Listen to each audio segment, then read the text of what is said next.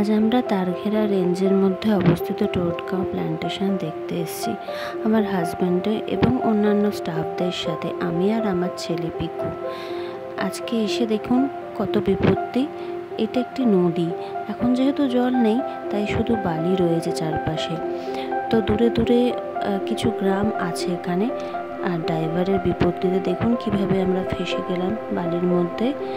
ভাগ্যিস ওখান দিয়ে একটা ট্র্যাক্টর যাচ্ছিল, ছোট ছোট বাচ্চা ছেলেরা ট্র্যাক্টরটা চালাচ্ছিল। জানেন কি সুন্দর তারা অনায়াসে দড়ি দিয়ে বেঁধে আমাদের গাড়িটাকে বার করলো। আজকে ওরা না আসলে কি বিপত্তিতেই না ফেসে যেতাম।